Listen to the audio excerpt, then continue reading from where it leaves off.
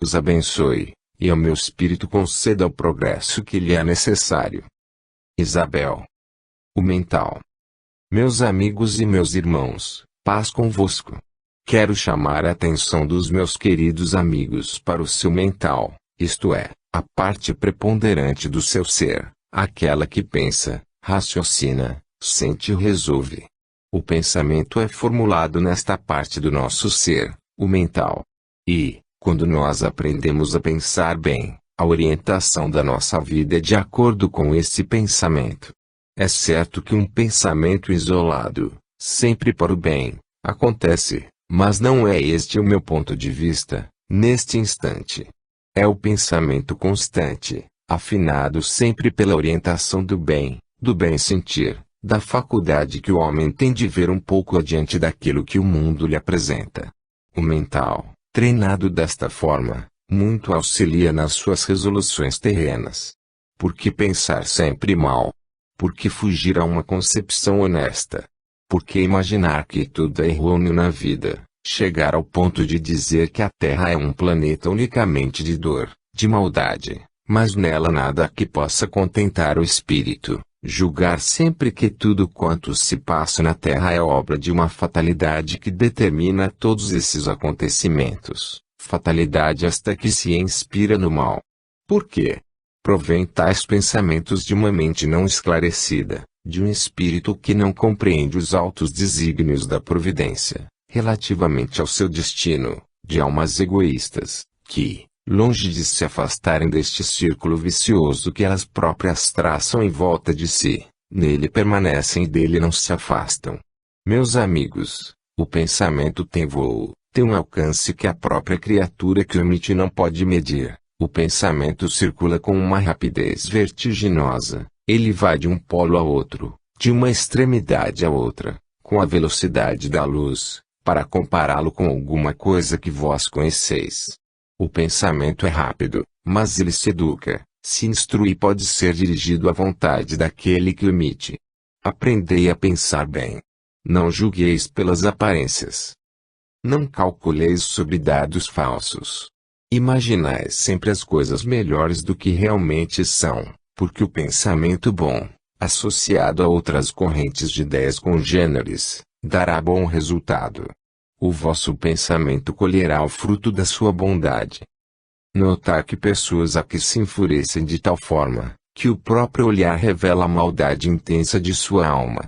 O que não estará cogitando esse cérebro, no momento em que seu olhar despede aquelas chispas odientas, que traduzem fielmente o seu mental. Meus amigos, o olhar do Mestre era sereno e doce.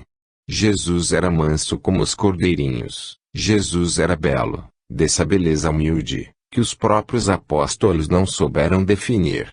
Havia na profundez do seu olhar tanta sabedoria aliada a tanta doçura, que espíritos obsessores, tremendos, furiosos se dobravam diante da expressão daquele olhar.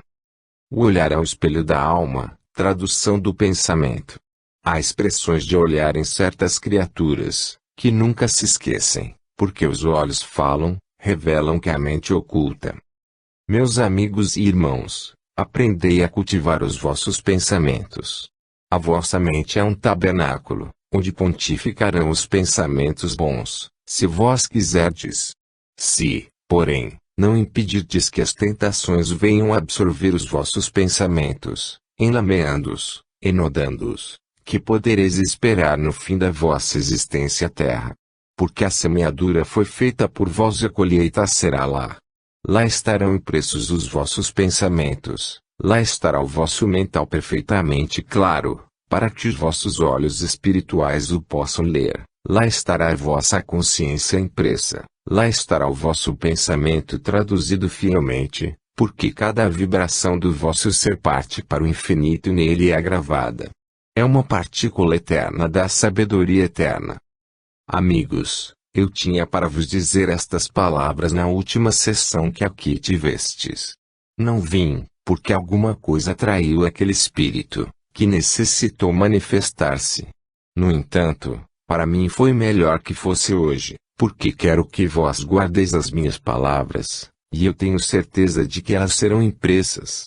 Assim, pois, guardai estas expressões. A mente é um tabernáculo, onde se imprimem os pensamentos, sejam bons ou maus. Cultivai os vossos pensamentos, meus amigos, e pensai sempre bem. Até. José Dácio. Alguém. Amigos e irmãos, tendes em vossa presença alguém que vos fala pela primeira vez. Não sou ignorante do meu estado de espírito fora da matéria. Devo declarar, a bem da verdade, que desfruto, nesse além luminoso, onde partem os espíritos bons para vos instruírem, uma felicidade relativa ao meu desenvolvimento. Deus, em suas grandes promessas, encoraja as almas terrenas para as realidades futuras. Estejam aqueles que me estimam sossegados, porque o meu espírito, graças a Deus, está senhor de si em busca de evolução que Deus a todos promete. O que me traz a vossa presença, meus amigos e meus irmãos, é uma questão. Não sei se vós aceitareis uma explicação pessoal, mas eu quero tranquilizar alguém, aconselhar, talvez, e esse alguém se encontra entre vós. A esse pessoa eu digo, Deus, em suas leis estabelecidas, regulou a volta dos espíritos para o espaço infinito, bem como seu retorno à Terra. Quando a morte bate à porta do lar, para levar alguém, não é um roubo que faz, é um direito que lhe assiste, e usa desse direito, dentro das normas prescritas por aquele que tudo pode. Assim, que deve fazer a criatura que se sente ferida no íntimo da alma, pela partida brusca de alguém, como me expressarei? De alguém que realizava, na sua vida, em tudo? Como se deve comportar essa criatura? Dentro das normas do espiritismo cristão, pela prece. É preciso orar, elevar o pensamento a Deus em prece e silenciar nas ocasiões oportunas. Quando Deus chama alguém, é porque esse alguém terminou a sua tarefa na terra. Bem ou mal cumprida, cheio de saudades ou não, esse espírito tem de atender à chamada e partir.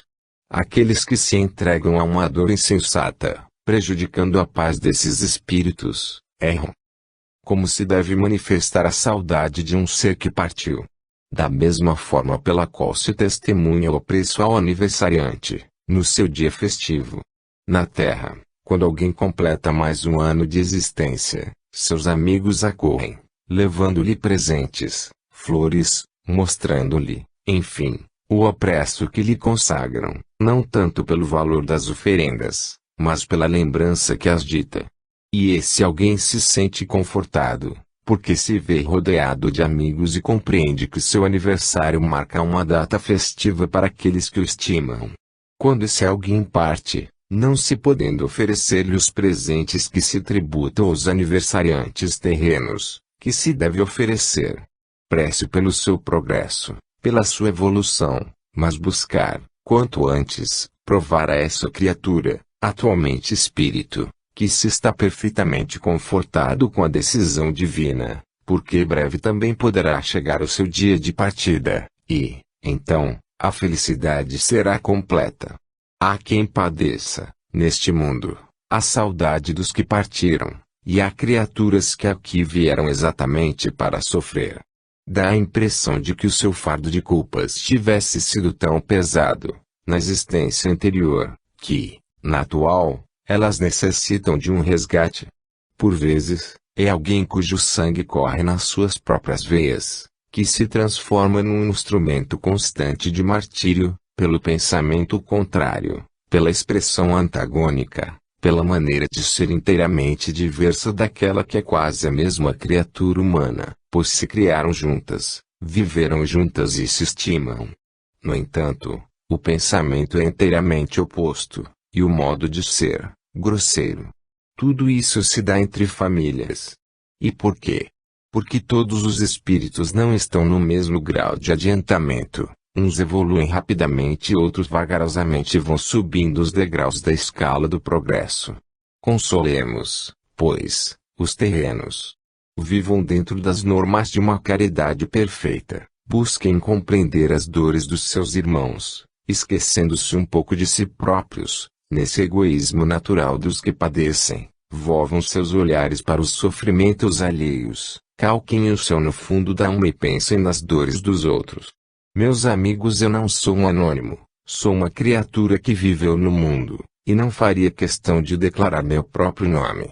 Mas acarretaria umas tantas dificuldades e externar-me com maior fraqueza, e haveria, mesmo, umas certas inconveniências, se eu me expressasse mais abertamente. Dar-te-ei apenas uma inicial, mas, por ela, tu te poderás guiar. Essa inicial é C. Deus vos guarde. C. A fé supera montanhas. Seja louvado o santíssimo nome do Senhor. Amigos meus, o vosso pensamento vibra, neste instante, fervoroso, para o alto, em busca das bênçãos de que tendes necessidade. O vosso pensamento encontra o nosso, e os dois se fundem numa só corrente, seguindo para Jesus. Meus amigos, Deus vos abençoe, enquanto assim procedeis. E, quando o vosso pensamento se desviar dessa linha, Deus vos acuda, com a sua infinita misericórdia, para que volteis ao bom caminho. Meus amigos, a vida, na Terra, continua cada vez mais difícil para o espírito encarnado. As dificuldades recrudescem, montanhas de erros, discórdias, intrigas, egoísmo e avareza surgem diante do homem, para desafiar a sua astúcia e demovê-las. Pensam as criaturas da treva que, colocando embaraços positivos à frente do homem, ele se enfraquece e não poderá superá-los. Enganam-se os nossos infelizes irmãos amantes da escuridão. Há uma força poderosa, que remove montanhas. Esta força é a fé. Não são palavras minhas nem esta afirmativa parte simplesmente de mim. Ela vem de mais alto, vem do Mestre. A fé supera montanhas. Meus amigos, muitos de vós sofrem nesta terra, muitos de vós padecem, e nós, do alto, somos testemunhas. Muitos de vós têm a alma angustiada pelas dores inevitáveis, provenientes das provas. Muitos de vós perdem noites de sono, a cogitar em meios de modificar um pouco o ambiente que vos cerca. Para esses, uma palavra: coragem. Se vós tiverdes fé como um grão de mostarda, disse o Mestre, a vossa fé transporá montanhas. É ocasião, meus amigos, é ocasião da prova, da documentação, com fatos, da evidência. Enquanto as coisas correm bem, enquanto a vida, não obstante sua tortuosidade, se encaminha num nível mais ou menos sereno, enquanto as ondas do mar da existência não se encontram encapeladas, é fácil dizer, a fé transpõe montanhas. Mas, quando a vida se agita, quando as ondas tempestuosas se revoltam de tal forma que parece fazerem sossobrar o barco do pobre viajante, então é ocasião para provar se a fé transpõe ou não montanhas. Amigos, eu venho encorajar-vos e não repreender-vos. Compreendei as minhas palavras, não penseis que vos reprovo, não penseis que vos estou chamando faltos de fé, não. Eu estou a vos encorajar. Sou testemunha dos arrancos da vossa alma, vejo e presinto os arroubos do vosso espírito, conheço o alcance da vossa fé. Não vacileis. Lembrai-vos de que aquela figura excelsa, que caminhou pela Via Crucis até o Monte Gólgota, essa figura augusta, que padecia dentro da alma que jamais alguém padeceu, está no fim da vossa jornada, pronto e vos receber, se tendes fé em sua palavra. Passarão depressa estas grandes provas.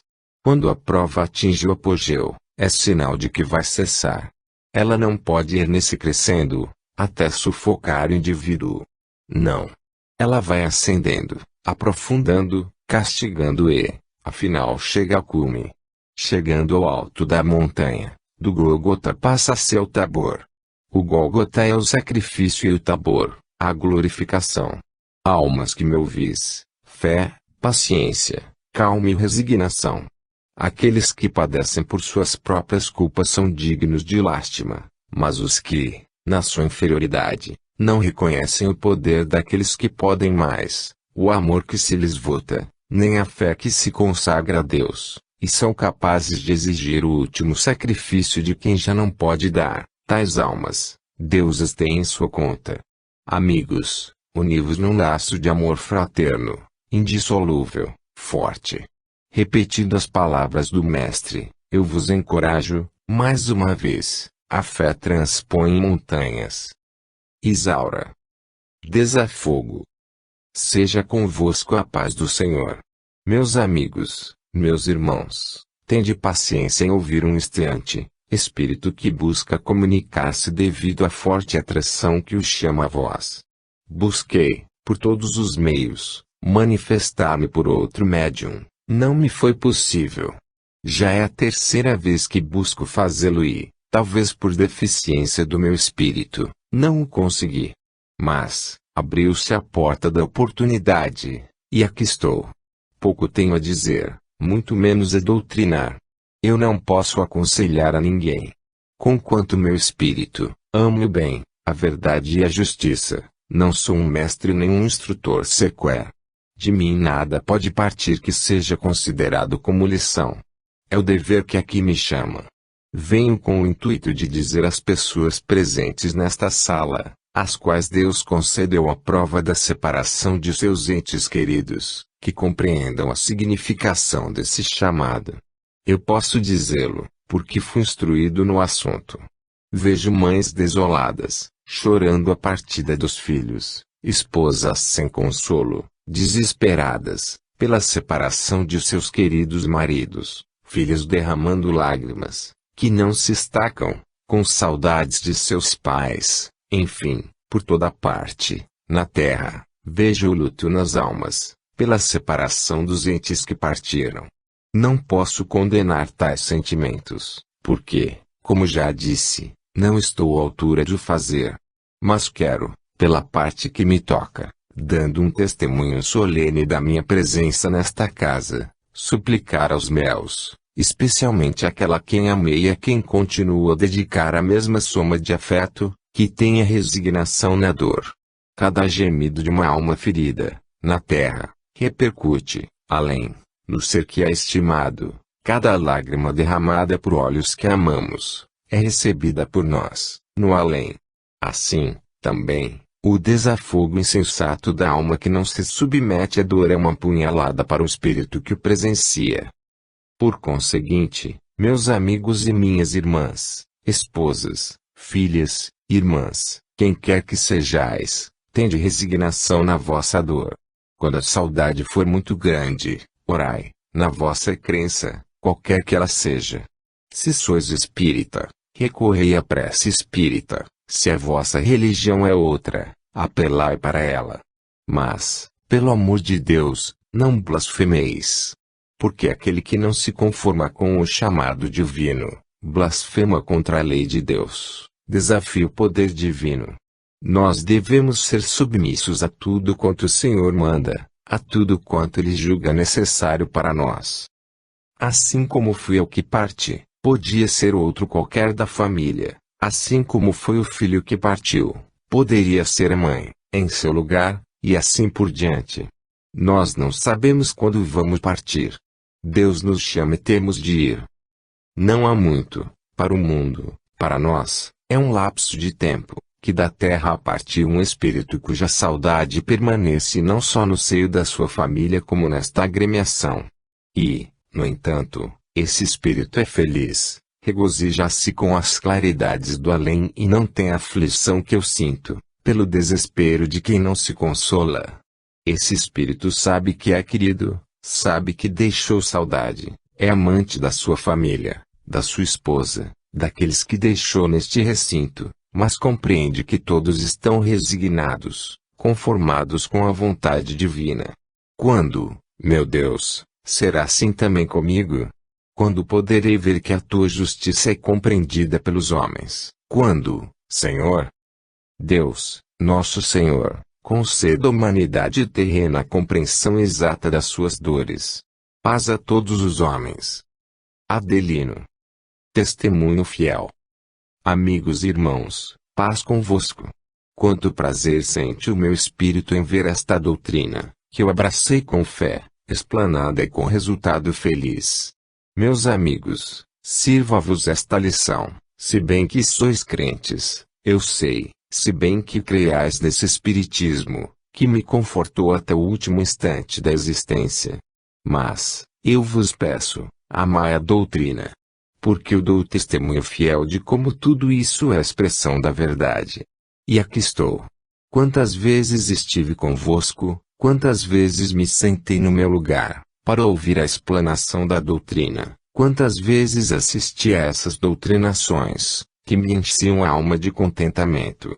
E, hoje, com maior razão ainda, aprecio tudo quanto se diz de belo sobre a grandeza espírita, sobre a criação de Deus, esses mundos, esses grandes mundos, que Deus permite que eu visite, para compreender a fundo a grandeza do Espírito. Aproveitai, meus amigos, aproveitai. Não vos cinjais a estes sinais de espiritismo sem valor, portas que bateram, sinos que tocaram, vozes que se ouviram, assobios que se escutaram. Não vos impressioneis com estas coisas, que, muitas vezes, têm explicação terrena. O espiritismo é grande. Não materializeis coisas santas, meus amigos. Há sessões de espiritismo, que, embora criadas com a maior boa vontade, dando mesmo frutos bons, são uma verdadeira fornalha de fanáticos. O fanatismo afasta da verdade. Fugi do fanatismo, meus amigos, raciocinai. O espiritismo é isto, é a prova da existência de Deus, a prova da habitação do Espírito nos outros mundos, a fidelidade às coisas santas, a vontade de fazer o bem a quem precisa. Espiritismo é isto, meus irmãos. Deus vos guarde. Não vos posso dizer muito, porque o meu cabedal ainda não é suficiente. Deus vos guarde. Alberto. Resposta é um apelo. Paz do Senhor vem à terra. Meus amigos, aqui estou, numa carta aberta. Aquele a quem tocam as minhas palavras, que as escute, em resposta ao pensamento contínuo que tem sobre mim. Cada criatura humana tem as suas predileções, tanto nas coisas materiais como nas espirituais. É assim que posso justificar a preferência que alguém, nesse recinto, tem por mim, ao ponto de sempre apelar para o meu pouco esclarecido espírito todas as vezes que desejo uma solução para qualquer dos muitos casos desta vida terrena, em que todos viveis. Meu amigo, eis a tua resposta. Tenho para te dizer que convém, em qualquer circunstância da vida, ser bom. Nunca jamais, em momento algum, as resoluções maléficas tiveram bom resultado espiritual. Tu te queixas e me perguntas como deves proceder de agora em diante, quando tudo, na tua vida, se agravou. Eu te digo, meu irmão, a tua linha de conduta, até a presente data, tem sido dentro das normas do cristianismo espírita. Por que te queres desviar, no momento? Já não és criança, já tens reflexão, cogitas de servir a Jesus, desejas, em tua vida, realizar a vontade de Deus, conheces a doutrina espírita, crês nas reencarnações e na reabilitação pelas provas. Tudo isto é a base da tua fé.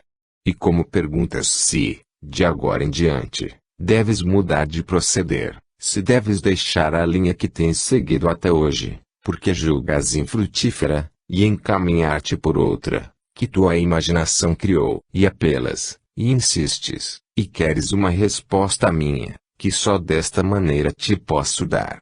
Porque a intuição, em ti, é muito falha. Para te dar uma resposta escrita, como gostarias, seria preciso desvendar a tua identidade, e tu me pedes segredo na maneira de responder. De que meio podia eu lançar mão? Simplesmente deste.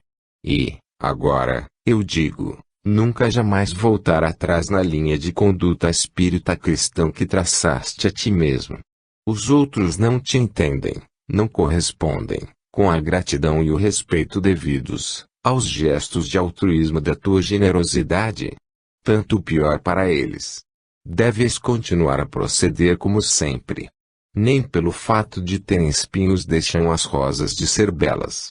No entanto, é preciso saber andar como elas, tirá-los da sua haste, para que, embora sem intenção, eles não o mortifiquem.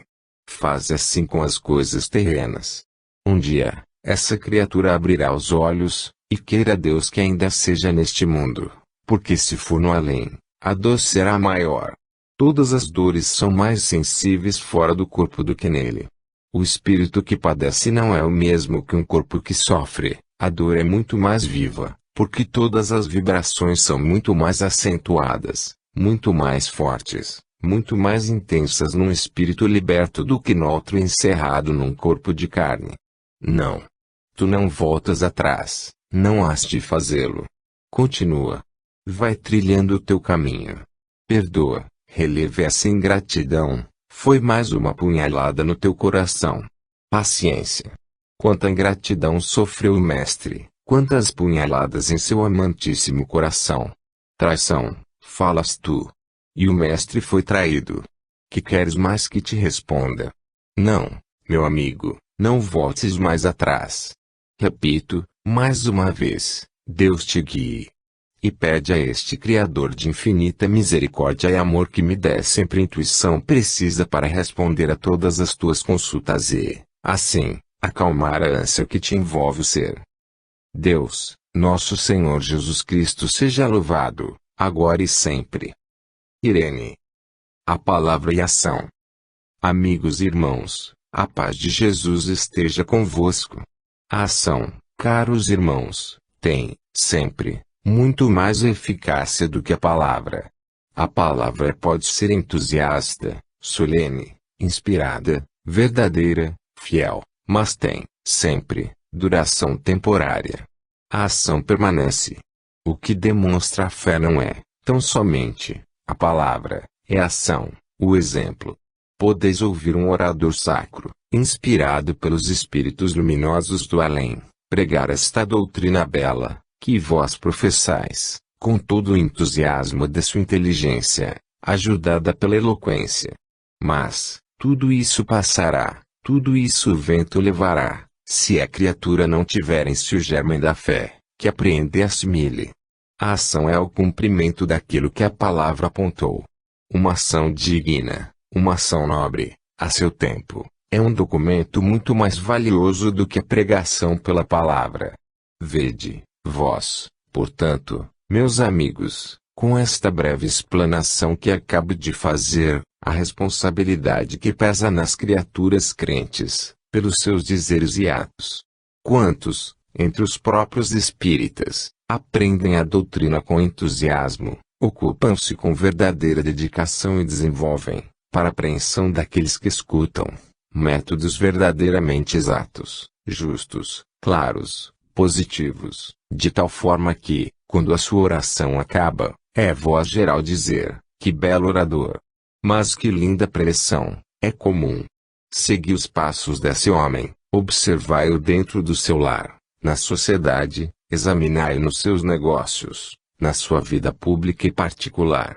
Muitas vezes o encontrareis em desacordo com aquela doutrina que ele expôs com tanto brilhantismo, muitas vezes o encontrareis falho daquilo que ele buscou corrigir nos outros. Eis porque digo, meus amigos, que a ação, o exemplo, é bem mais proveitoso do que a palavra. O crente espírita fervoroso, sincero na sua fé, deve abster-se de umas tantas palestras perniciosas, que vão ferir de fundo, pontos de doutrina, que ele costuma explanar com muito acerto. A vida do crente deve ser um livro aberto diante daqueles que estudam o Espiritismo.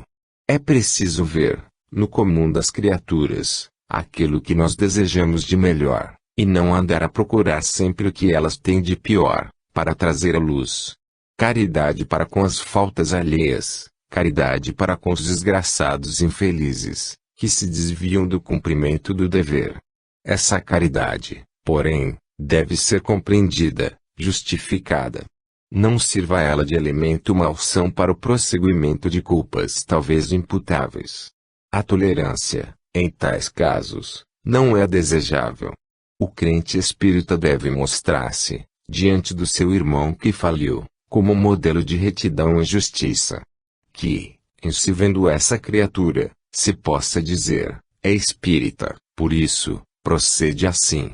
Tem fé no Espiritismo, é um adepto, eis porque procede desta forma. Não é um homem comum. Quando o crente espírita chegou a esta posição, então, sim, pode dizer: eu creio em Jesus, sou devotado ao Espiritismo.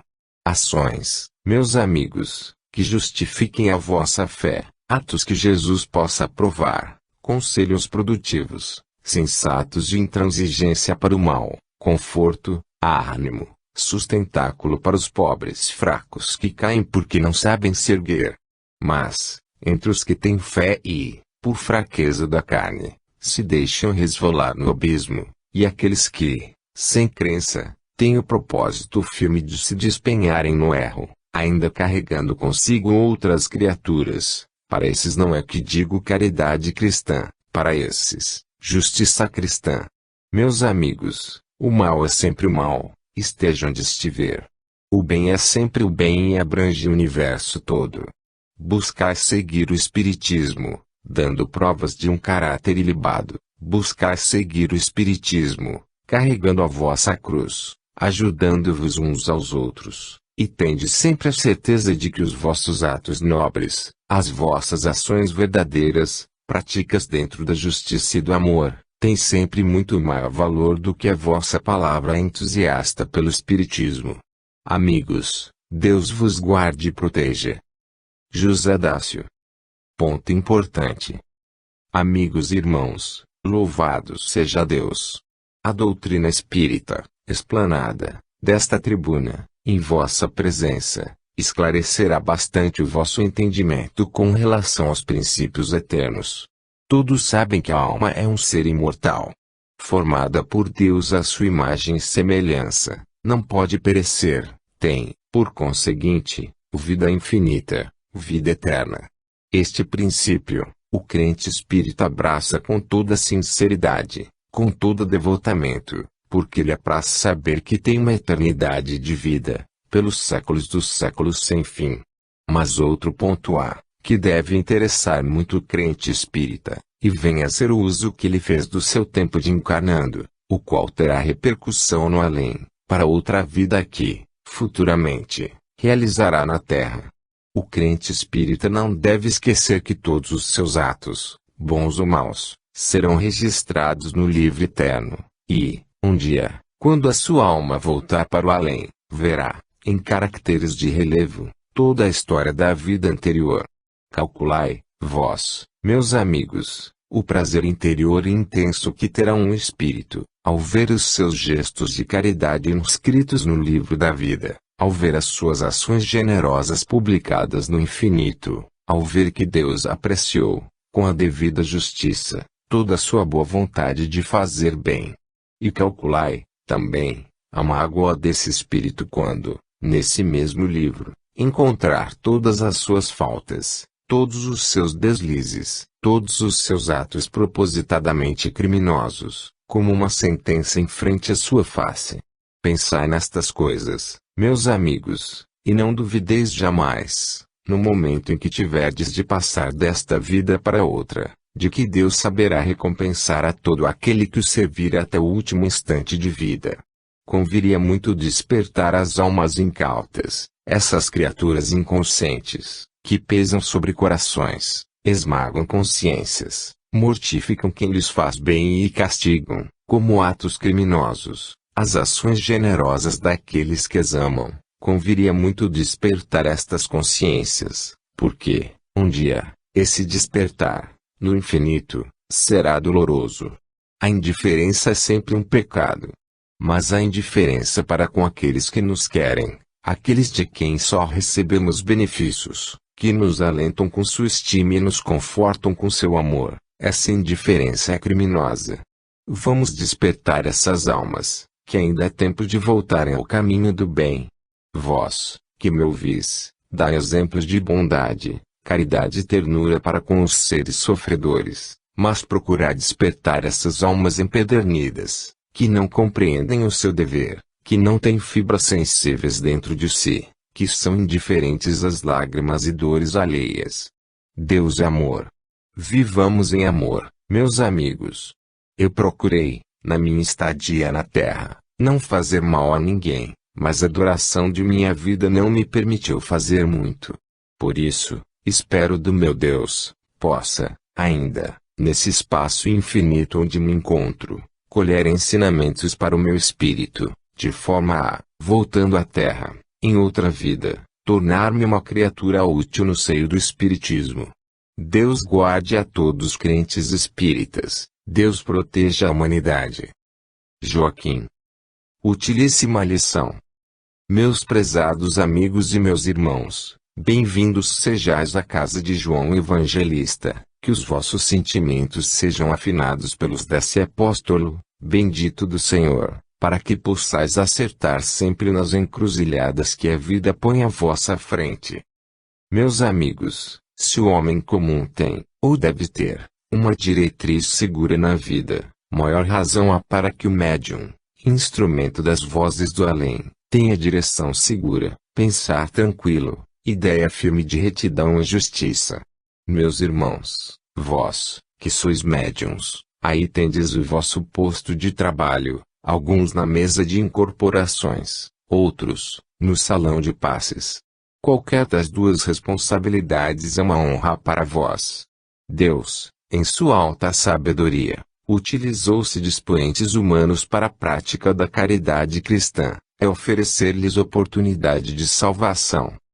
O médium deve ser, pela sua vida, pela palavra, pelo exemplo, pela boa vontade, um modelo diante dos homens, para que eles possam olhá-lo e compreender o seu valor.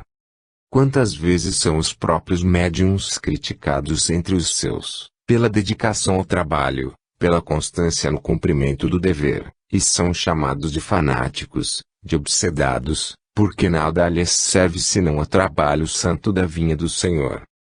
O médium deve tomar o máximo cuidado com a parte moral do seu ser, bem como com a parte física. A parte física, pelo fato de ser o invólucro do espírito, deve ser fortificada, sustentada, alimentada, bem tratada, enfim, para poder resistir aos embates das forças estranhas, que contra ele investem. A parte espiritual, moldada nos princípios de caridade e justiça, deve ser ilibada de culpa. Perfeito, só Deus, direis vós. Sim, de fato assim é, perfeição absoluta só em Deus existe. Mas essa perfeição relativa, que a Terra permite, o médium deve ter, esforçando-se cada vez mais.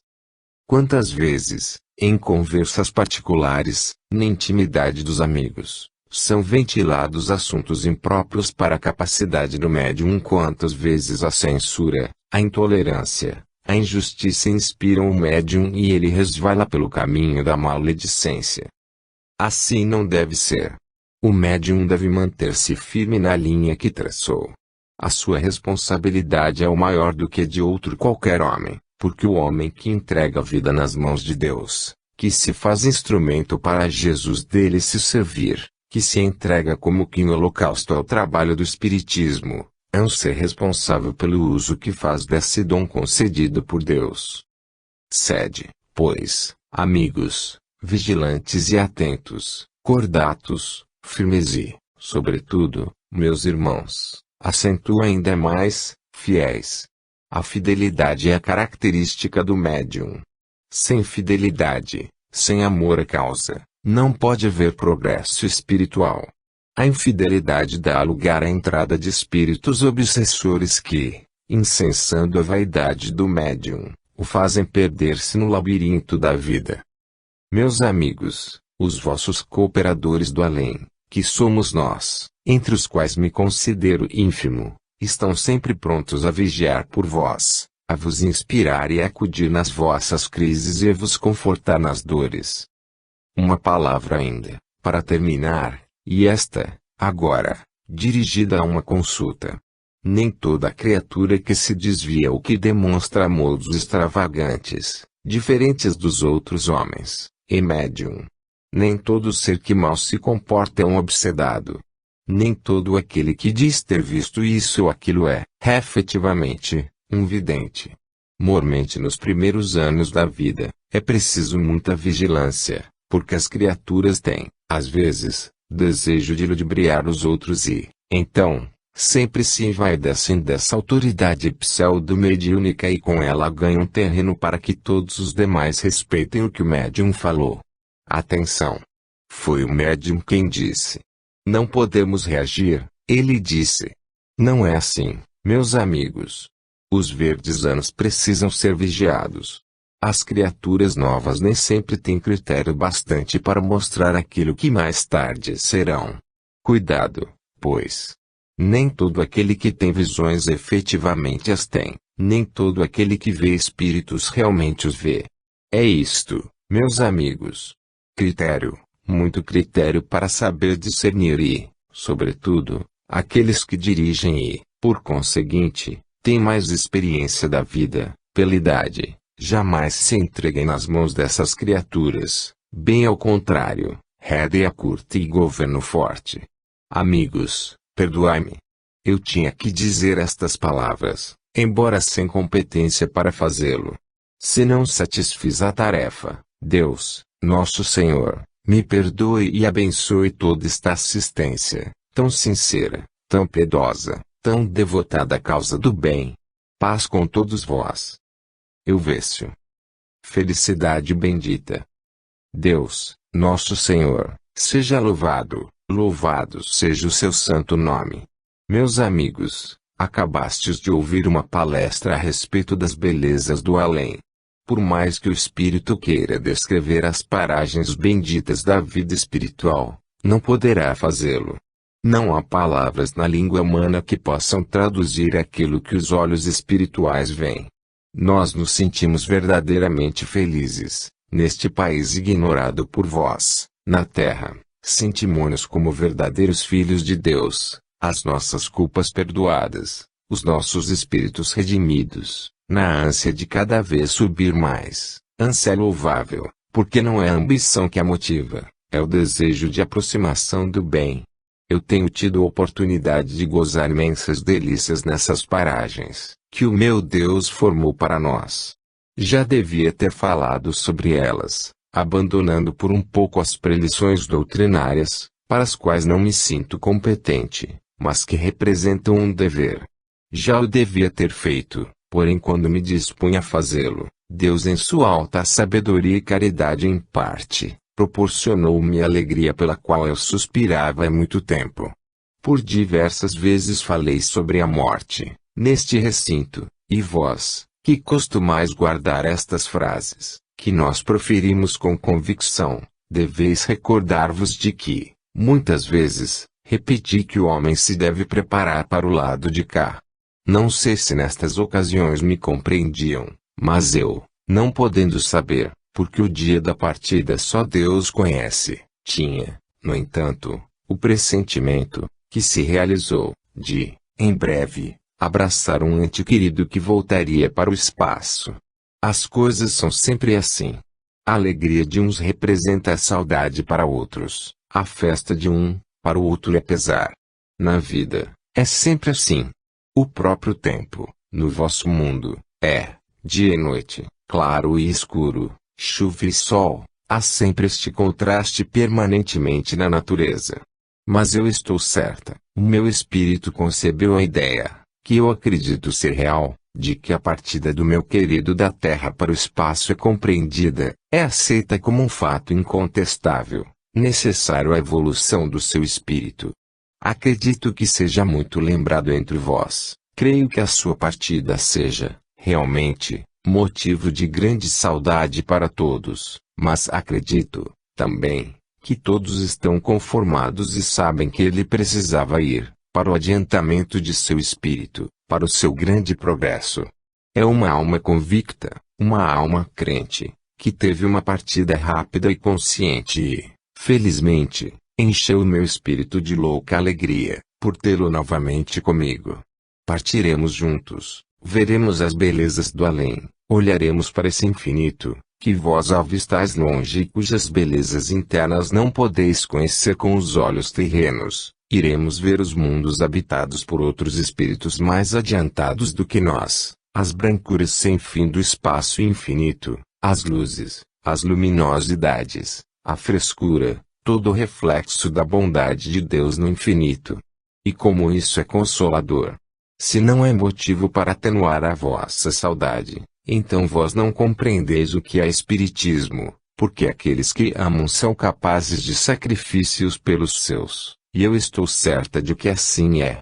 Somos felizes, meus amigos, nós nos encontramos neste plano sideral, e somos unidos, velando por vós. Deus, nosso Senhor, vos aumente a fé, e vos faça compreender cada vez mais o que vos espera neste lado de cá, as belezas do mundo além, a felicidade em que ora nos encontramos. E, agora, estamos à espera de mais um, mais dois, mais três, aqueles que possam vir, porque todos pertencem, espiritualmente, à mesma família. Deus vos guarde. Maria Rita. Uma voz amiga. Meus amigos e meus prezados irmãos, venha a todos vós a paz bendita do Salvador. Sinto o espírito comovido, ao penetrar nesta sala, onde tantas vezes, em tempos antigos, ocupei o meu lugar. Modesta trabalhadora da seara de João Evangelista, enquanto estive encarnada na terra, pude, com muito prazer, fazer alguma coisa em prol deste asilo. Não tenho grandes obras realizadas, mas o pouco que fiz, foi com boa vontade e amor. Passando para o plano do infinito, não tenho estado inativa. Procuro trabalhar sempre em prol das crianças. São eles a preferência do meu espírito.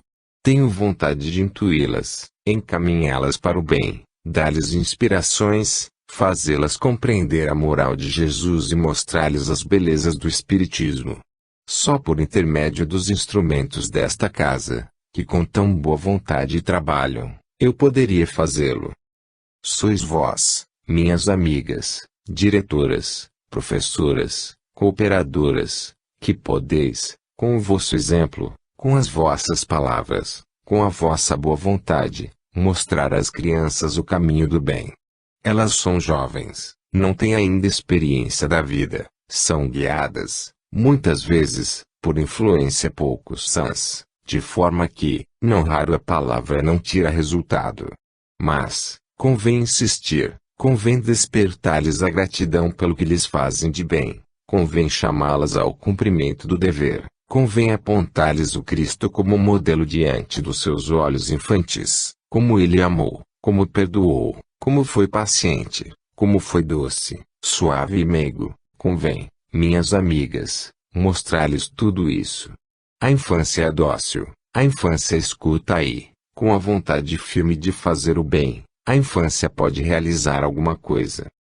Para vós outras, minhas amigas de outros tempos, hoje já muitas não conheço nem tampouco me conhecem, a minha partida já se fez há tanto tempo, mas aquelas primeiras, aquelas que aqui viviam, que trabalharam comigo, a essas eu abraço espiritualmente, desejando-lhes progresso e saúde física, para que o espírito possa encontrar instrumento propício à realização da sua tarefa.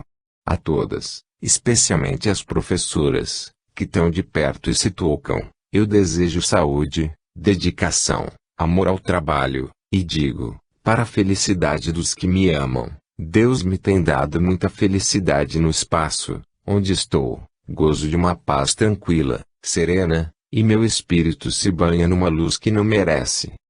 Alguém da terra já veio para mim, e eu abençoo este filho querido, que tão bem se conduziu entre os homens e, agora, da mesma forma se conduz no espaço. Paz a todos os homens. Efigênia. Fortaleza. Amigos e irmãos, Deus vos salve. Estive a pensar no tema desenvolver perante vós, caros amigos, com quem não tenho palestrado desde algum tempo, e ocorreu-me chamar a vossa atenção para o que o homem pensa sobre o ser forte, o homem forte. Nada mais apreciável realmente, para a criatura humana, do que a força. Desde os primeiros anos da infância que a criança se exercita em revelar aos outros o ser forte, suspender pesos, demonstrar braço seguro, enfim, desenvolver energia física. Desde criança que se nota esse pendor, especialmente no sexo masculino. Eu sou forte. Eu dou, mas não apanho. Este é o pendor geral da criança masculina. Cresce o menino, torna-se adulto, e esta vaidade de força ainda ele a tem. Sou homem para brigar com 10. E, com 2 dedos de qualquer coisa no cérebro, dobra a parada, ninguém pode comigo. Esta é a força de que ele se gaba. Este é o modo de ser geral da humanidade. Esta força invadiu as próprias nações. As coletividades querem ser fortes, mas não desta força material que empolga os fracos. Bem, que assim seja. Mas, nós outros, que temos outras teorias e compreendamos o que é a verdadeira força e sabemos qual a energia que movimenta o mundo, rezamos por outra cartilha e dizemos para a humanidade: fortaleza, meus amigos. Não é preciso corpo de aço, membros fortíssimos, energia muscular surpreendente. Nada disso é necessário para que o homem seja forte como deve ser. A fortaleza que domina, que governa o mundo, a fortaleza realmente forte é a do espírito. Há colossos, homens verdadeiramente gigantes na sua força muscular e que, espiritualmente, são fracos, uns verdadeiros trapos. Quando deixam este mundo, onde suas forças físicas se exercitaram, demonstrando tanta energia, passam para o além deles, completamente levados pelo vento, não têm a menor energia espiritual que os movimente. São acovardados, com medo de tudo, porque a única força de que dispunham era aquela que foi para a sepultura. São trapos ambulantes espirituais. Meus amigos, eu não condeno a força física. Entendo que o dever do homem é fortalecer seu organismo, tornar-se realmente um forte, mesmo que ele seja um Hércules.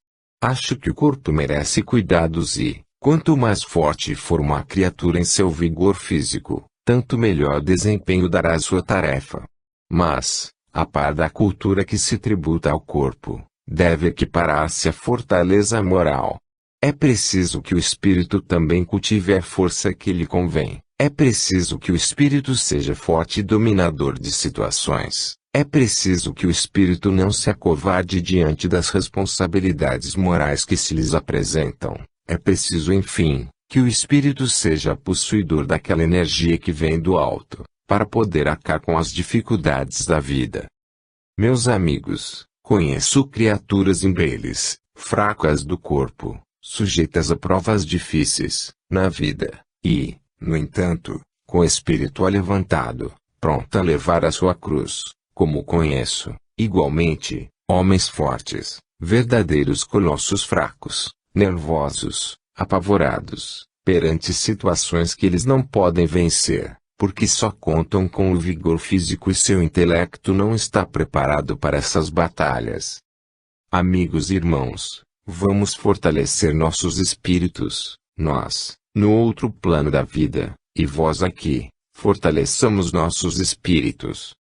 Se as lutas sobrevêm no plano material, o homem vivente da terra precisa estar preparado para enfrentá-las. Não são os braços, não são os membros inferiores, não é o estômago, não é o cérebro, nada disso, que trava os combates morais, é o espírito. É ele que tem de arcar com toda a responsabilidade da direção da vida.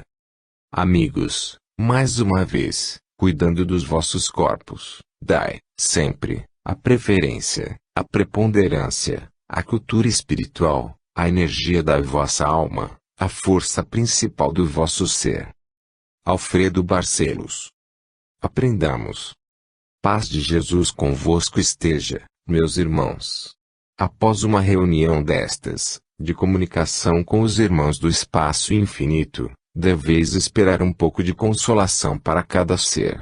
Meus amigos, a Terra é um mundo de expiações e provas e também um planeta à escola. Aprendemos, muitas vezes, na experiência de outros. É um livro aberto, para nós, espíritos, o ver as nossas culpas, e vamos fazendo a nossa peregrinação terrena, até que o Senhor resolve nos chamar para o espaço. Felizes aqueles que não chegam ao cúmulo dos anos, ao ocaso da vida, porque a sua cruz é sempre menor. Quem vai vivendo, no decorrer de muitos anos, até a sua cabeça fique coberta de cães. Tem que padecer muito nesta vida, passar por experiências dolorosíssimas, e aqueles que vão cedo, são os poupados do Senhor, são criaturas que vêm à terra rapidamente, o voo de pássaro, unicamente para completar o seu tempo de progresso terreno, ou então para o resgate de algumas dívidas. Meus amigos, não lamentemos a partida dos que se vão, sejam eles crianças, adolescentes, homens em plena virilidade ou anciãos. O seu tempo chegou, eles vão dar conta de seu trabalho terreno, vão ser chamados às contas pelos seus guias tutelares, e, postas nas devidas balanças as culpas e os haveres, feliz aqueles cujo prato das ações boas pesa mais do que o outro das culpas inferiores. Ser bom, meus amigos, não é privilégio de ninguém. Deus não tem privilegiados. Ele nos manda para a terra senhores dos nossos destinos, entregando-nos o livre-arbítrio para a escolha do caminho a seguir. Desde o verdor dos anos, e quantos pais não o têm compreendido, desde a mais tenra infância, começa a se notar para que lado pende o espírito encarnado num corpo infantil. Se para o bem, suas ações são generosas, boas, simples, cândidas, puras, se para o mal, a rebeldia se manifesta, o gênio irascível, a teimosia, as peratices, confundo o mal, tudo isso se apresenta desde cedo, e os pais, inteligentes e devotados aos seus filhos, devem, desde o começo, encaminhá-los, corrigindo essas faltas, para que seus caracteres sejam burilados a tempo. Os moços, aqueles que são bons e demonstram piedade filial, obediência e vontade de fazer bem, espíritos concentrados, graves, antes do tempo, pouco duram na terra, porque pouco têm que aprender, já possuem a ponderação de outras vidas, um caráter formado e a terra nada tem para lhes dar, já vêm prontos para as lutas e quando chega o dia da prova, não é necessário esperar, o espírito liberta-se e parte para o além. E como não render graças a Deus pela felicidade dos nossos entes queridos? Venha sobre os pais a dor, o pai não quer a dor para o seu filho, venha para o coração materno a maior mágoa, ela não quer a infelicidade para o seu filho. Por conseguinte, aquele que partiu o Senhor do seu dia e pela vontade de Deus, no cumprimento da sua prova, é um cidadão celeste, benquisto pelos seus amigos do além. Paz a todos os homens. Max. Fraternidade cristã. Amigos e irmãos, paz convosco. A época calamitosa que o mundo atravessa, as dores, o egoísmo brutal que avassala a terra, toda essa ânsia de extermínio, que empolga o homem, faz pensar que o ideal de fraternidade jamais será realizado no mundo. Assim não é, meus amigos. Tudo passará, e, após a borrasca, virá a bonança, após a tempestade, serenará o tempo. Tende confiança e fé naquele que dirige os destinos dos espíritos. Meus amigos, o momento atual não é para comentários. Deve haver silêncio na ocasião oportuna, deve haver conhecimento de causa, para se poder ter um pensamento são. Vós sabeis que no mundo se encontram espíritos portadores de erros cometidos em outras vidas e que têm por tarefa extinguir, nesta, as suas responsabilidades. Sabeis que há indivíduos provados no mundo, e sabeis, também, que, infelizmente, a maioria do povo, sem crença ou de crença dúbia, sem alicerce, dá entrada à influência de outros, malignos, que arrastam à destruição e ao crime. É doloroso observar o que se passa na terra, é angustioso, constrange os corações e espíritos presenciar as ondas caudais de sangue, que avassalam a terra. Que fazer? Que pode o crente espírita fazer para diminuir o sofrimento dos seus irmãos? Porque, não vos esqueçais, os homens são todos irmãos, queiram ou não queiram, seus espíritos partiram de um mesmo Pai. São, por conseguinte, irmãos, herdeiros da glória celeste, herdeiros da felicidade futura, bem-aventurados, se interessados no bem, e pobres infelizes, se enveredam pelo caminho do mal. Orai por todos, meus irmãos. Cada um dentro de si mesmo, cada um sozinho com a sua consciência, lastima o desvio mental dessa humanidade sem fé e peça a Deus por ela. O ideal supremo do